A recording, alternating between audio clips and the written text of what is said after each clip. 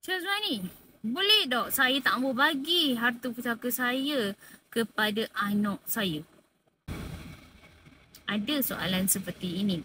Soalan ini sebenarnya kita tak tahu pun siapa yang meninggal dunia dahulu. Tu jawapan utamanya. Tu isu yang pertamanya. Kita pun tak tahu sama ada anak tu yang meninggal dunia dahulu ataupun kita ni yang meninggal dunia dahulu. Jadi apabila tentang harta pusaka, kita tak boleh bercakap dahulu kita tak berbagi kepada siapa-siapa.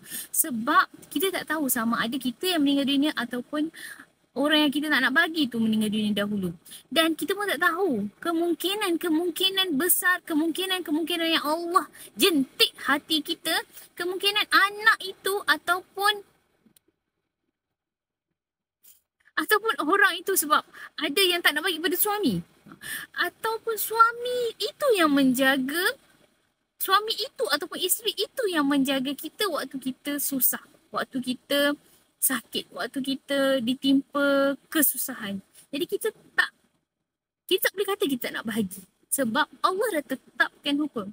Allah dah tetapkan hukum bahawasanya orang ni dapat banyak ni, orang ni dapat 1/2, orang ni dapat 1/4, orang ni dapat 1/3, orang ni dapat 2/3, orang ni dapat 1/6, orang ni dapat 1/3 baki, orang ni dapat 2/3. Jadi benda tu telah ditetapkan. Kita ni siapa? Kita ni hanyalah khalifah di muka bumi Allah. Orang yang sedang berjuang, orang yang sedang menebarkan manfaat kepada orang lain dan diri sendiri juga. Jadi kita tak boleh nak kata saya tak mau bagi ke dia sekarang ni. Saya memang dalam wasiat saya ni saya nak buang nama dia. Tak boleh. Saya memang tak boleh ikut. Saya sendirilah. Kalau tuan-tuan dan puan-puan jumpa konsultan lain dia boleh ikut, wallahualam saya tak tahu. Tapi kalau saya memang tak boleh ikut. Saya memang kena ikut undang-undang syariah, undang-undang sivil di Malaysia ini. Jadi kita nak buat suatu benda tu, kita kena ikut undang-undang.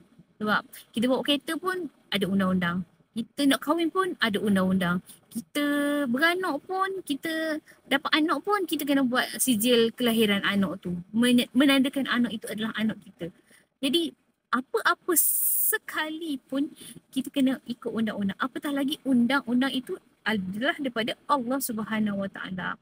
Hukum faraid ini kan daripada Allah. Daripada surah An-Nisa ayat ke-11, 12 dengan 176. Siapa kita untuk menafikan hukum Allah?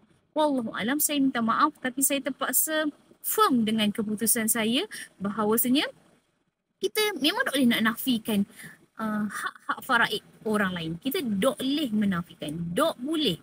Tak boleh tu dah masa tengah tu. Tak boleh. Tidak boleh. No. Macam tu. Wallahualam. Assalamualaikum warahmatullahi wabarakatuh.